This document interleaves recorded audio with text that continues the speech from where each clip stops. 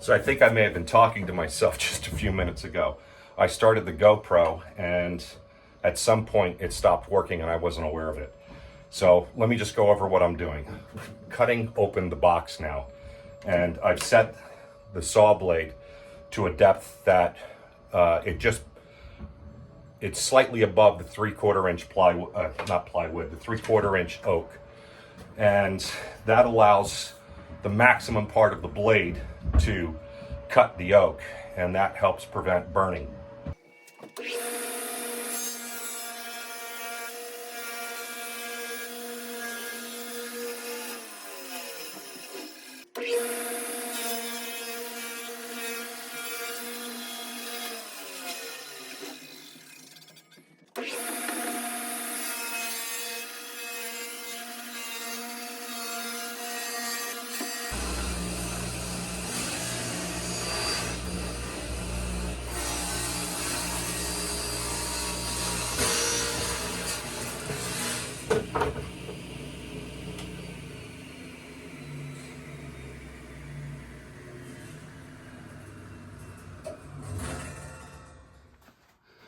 Okay, so these marks are for sanding. I just put light pencil marks on so I can see that I've sanded.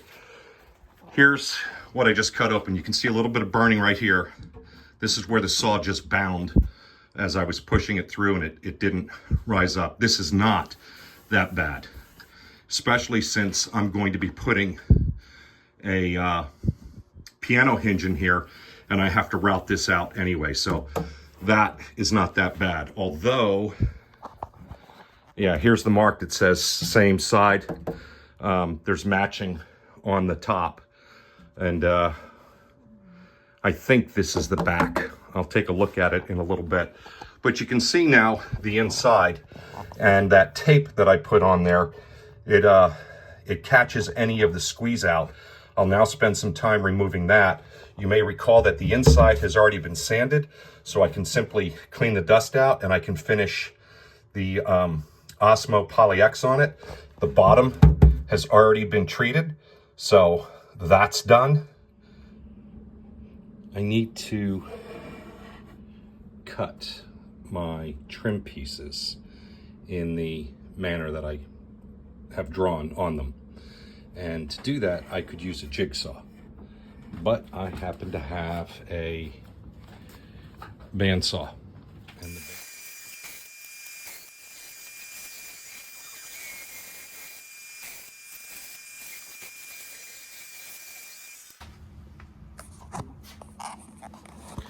there you go. In editing, I'll speed that up and quiet it down, but you can see that I left the line proud. And the reason for that is I will put a template over this, and then I'll use a router bit to get that last little bit. I already started this and I forgot about filming. As I get near the end of the project, I often forget.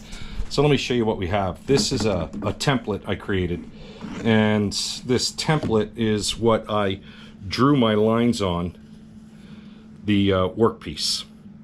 And then I used the bandsaw to do a rough cut and tried to keep about 1/8 of an inch or less outside of the line that I had drawn, and you can see that it stands just a little bit proud there. Now what I'm going to do is take this proud bit, and you can see that it has a ball bearing on top, and that ball bearing is not spinning very well, but that ball bearing rides on this piece, and then the blade will cut this piece, and you can see I've already done that. And in doing that, I reproduce this exactly. So let me show you what it looks like. And it's loud, so I will edit it out, or edit the sound out.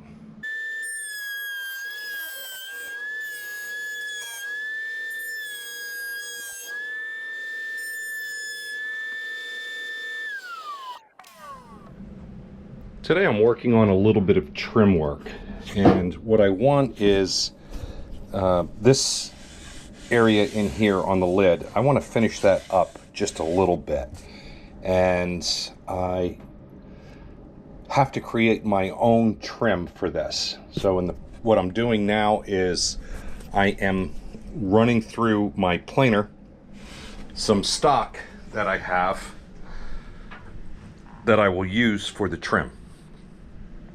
And it's really a fast process, but a loud one. This has cutting blades on the top here, and it's just going to shave a little bit off.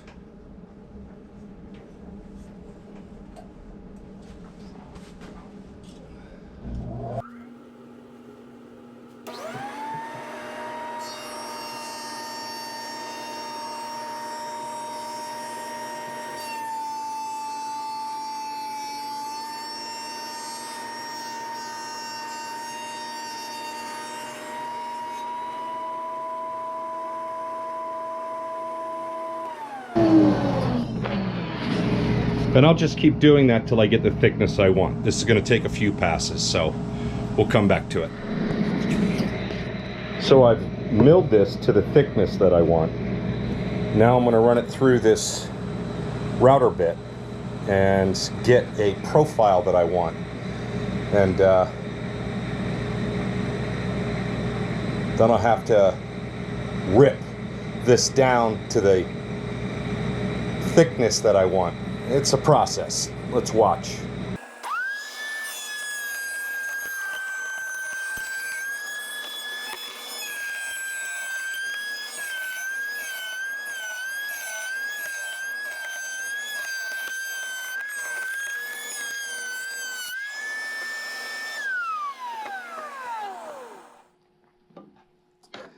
I'm taking the time now to fit the trim.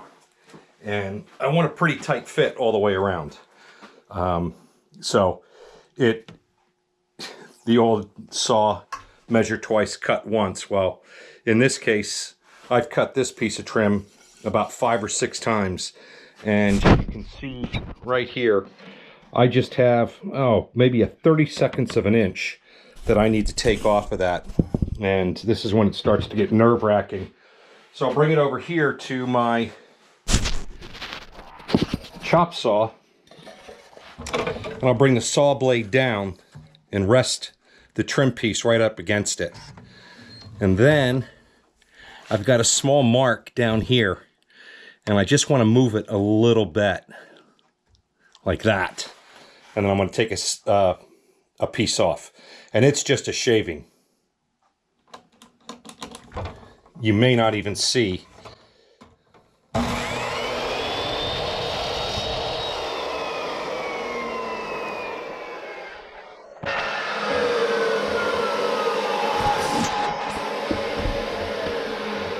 And that's perfect.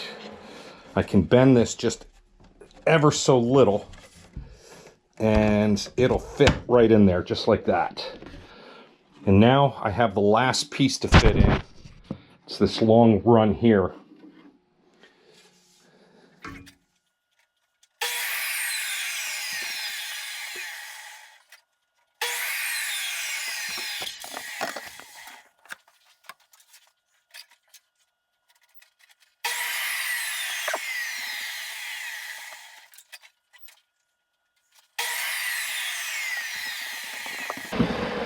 In addition to the old saw, you can always, or measure twice, cut once.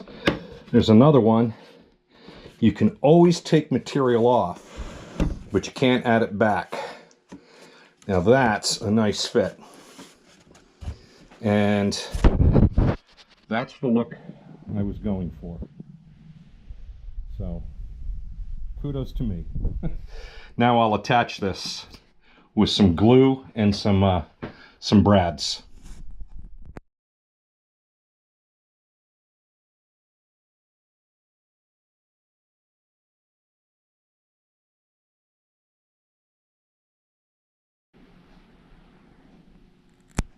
Continuing to work on the trim, I want to let this trim in to the toy chest a little bit. And what that means is I'm cutting a channel here. And that channel will let in to the toy chest a little bit. You can see I just like that. It gives it to me, it gives it a nice clean look, and it allows the toy chest to sit on the trim.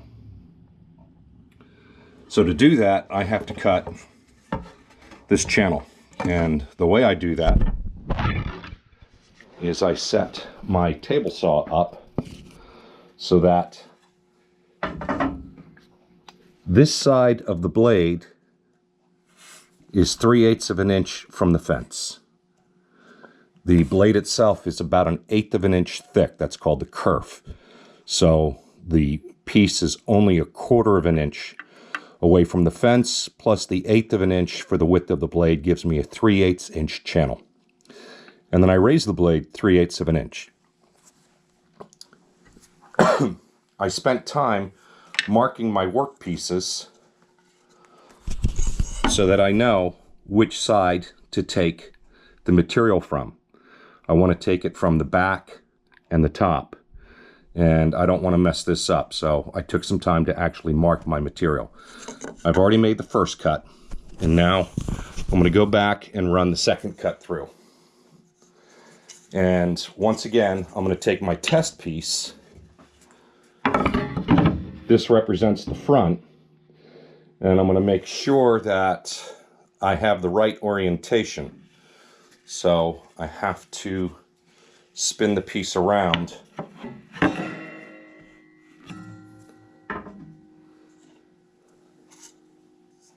to get the cut. Here we go.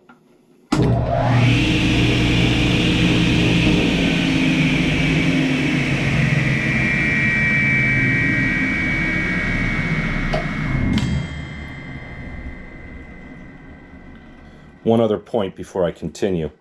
Because there's only going to be a small bit of material left, and this is a cutoff from the test piece, it's like this. When I finish cutting through, this is going to have a tendency to fly back, so I want to stand clear of the back of my table saw.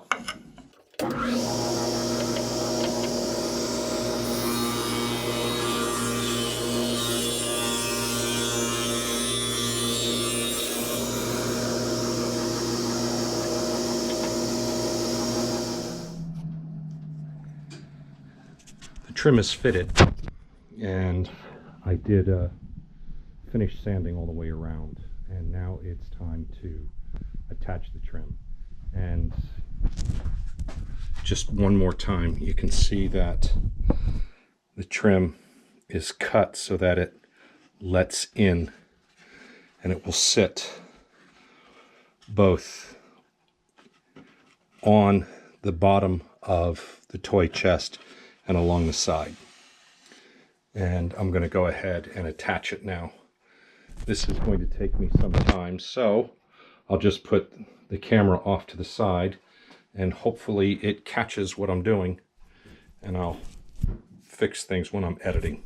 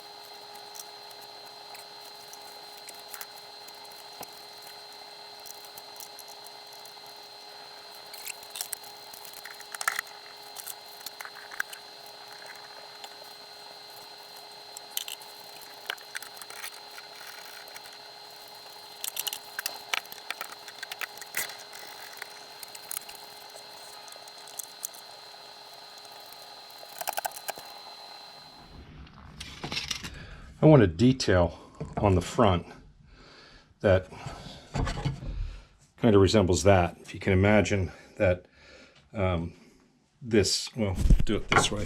If you can imagine that this is the top right here. You want to be able to get your hands underneath in order to lift. So I've put a bit in my router and set the depth. And now the next thing is I did a layout on where I want that to go. And I put these blocks in to keep the router from going too far. And now I'm just going to go ahead and route that out. And let's see if you'll be able to see that.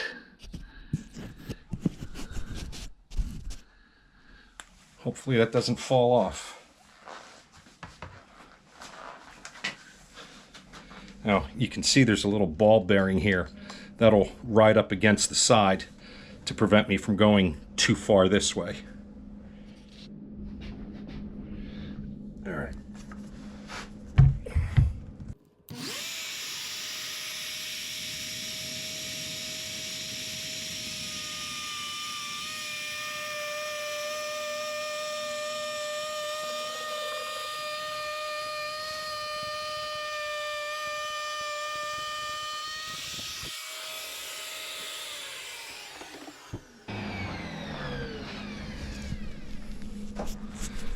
There you go.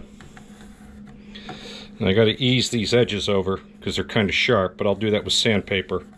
And that's where your hands will go to lift it up. Reposition these and do the other side. I made these glue blocks. They're going to let into the corner here and I'll glue them in. And then I have these threaded stem glides, and they will be put into the glue, these blocks, and you can raise or lower them as needed. And this works really well when you're putting a piece of furniture somewhere where there may be carpet on one half but not on the other. In other words, the carpet only comes to here, say, and then this is on hardwood floor. So you would want to raise this up a little bit higher than the carpet. Or if your floors are uneven, or, you know, I have them so that they're just proud of the base. And I'm going to go ahead and drill a hole into the center. And to do that, I've set up my drill press. And I have it set so that it will go 1 inch deep. And drill a hole right in the center.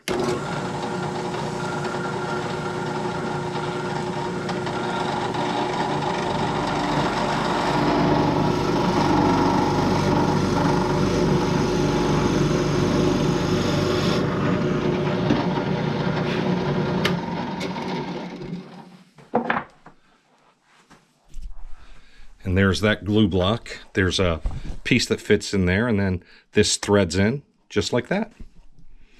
I'll do all 4 corners. Working on the hardware, and I made a mistake. I put it in the wrong place, so I'm going to have to fill those holes in, and I'm going to have to sand that and refinish it. When I make a project for someone, I think about them a lot. And this has been made for my niece and her husband and their children. Kevin, I've only known a few years, but Melissa, I've known her entire life. And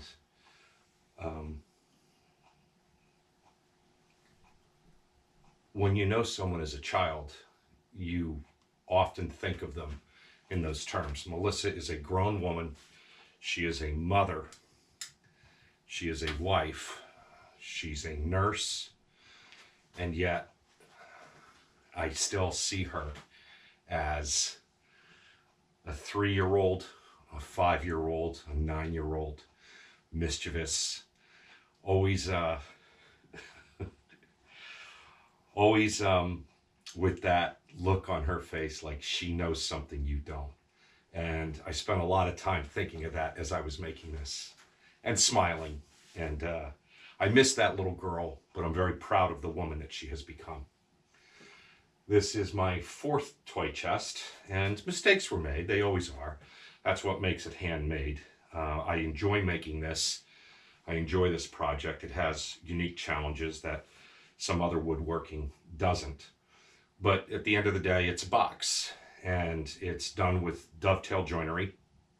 The challenge with this is that it doesn't fit into the jig, so you have to modify the jig to make it work. This is made with white oak. It's a very heavy toy chest. That's why I have 2 pistons on it. The piano hinge is 30 inches long. I like the brass. It kind of blends in nicely with the wood. The white oak is a nice grained wood, and with the Poly-X oil, which is a combination oil and wax, it has a real nice feel to it. So it's like touching a fine piece of furniture. But at the end of the day, it is a toy chest, and it's meant to be used. It's going to get banged up. There's going to be some damage to it, some scratches, maybe a glass with ice in it that will sweat and leave a spot on the top. But with this oil and wax, it's really easy to fix. You just take some sandpaper, 150 grit sandpaper, lightly sand the area, and then reapply with a Scotch-Brite pad. Mix this up really well, mix the wax and the oil together, and it'll be like it never happened. So that's what I really like about this finish, is you can keep doing it over and over again, and it just blends in really nice. The chest is done, and like visiting someone, it's time to say goodbye. It's a little bittersweet. I'll give this to Kevin and Melissa on Wednesday, New Year's Day, 1 year to the day since they announced their pregnancy and their wish for a toy chest. Sorry it's taken so long. But I will miss the time that I spent working on this, thinking about Melissa, thinking about Kevin. And I worked on it before their baby arrived and worked on it after their baby arrived. And I hope that they are enjoying parenthood, the challenges of it. Those of us who are parents know that the challenges remain. They just change as your children grow older. So I hope they enjoy this, and I hope you enjoyed the video of me making this.